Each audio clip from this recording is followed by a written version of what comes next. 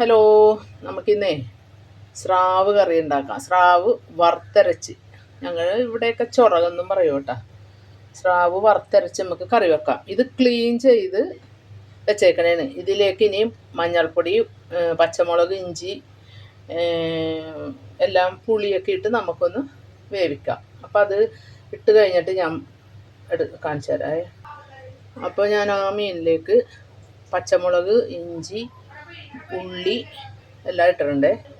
പിന്നെ മഞ്ഞൾപ്പൊടി, ഉപ്പ്, പാകത്തിന് ഉപ്പ് ഇട്ടിട്ട് എല്ലാം കൂടി ഇട്ടൊന്ന് നല്ലോണം വേവിക്കണം. അപ്പോൾ വീഡിയോ എടുക്കാൻ മറന്നുപോയി, ഞാനപ്പോൾ പറഞ്ഞു തരാം കേട്ടോ. ആദ്യം മീൻ നമ്മൾ ക്ലീൻ ചെയ്തിട്ട് പച്ചമുളകും ഇഞ്ചിയും എല്ലാം ഇട്ട് വേവിച്ചല്ല.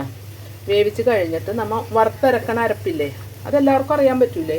മുളക് പൊടി, തേങ്ങ വറുത്തിട്ട് അതിലേക്ക് കുറച്ച് മുളക് പൊടി, മഞ്ഞൾപ്പൊടി, കുരുമുളക് പൊടി എല്ലാം കൂടി ഇട്ടൊന്ന് മൂപ്പിച്ചിട്ട് അത് നല്ല പേസ്റ്റ് ആകണ പോലെ അരച്ചെടുക്കുക.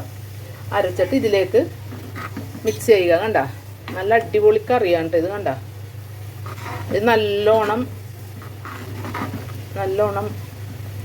ഒന്ന് ഇച്ചിരി നല്ല തിക്ക് ആകണം, തിക്ക് ഗ്രേവി ആകണം.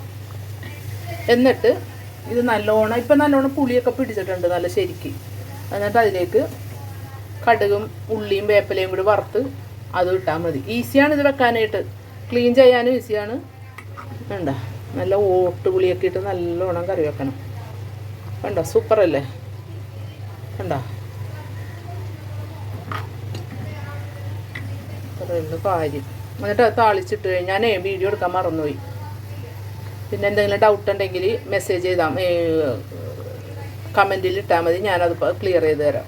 ആ മെസ്സേജിന് റിപ്ലൈ ആയിട്ട് ഞാൻ കമൻറ്റ് ചെയ്യാം. അപ്പോൾ ഫൈനൽ ലുക്ക് ഇതാണ് കേട്ടോ. ഓക്കേ.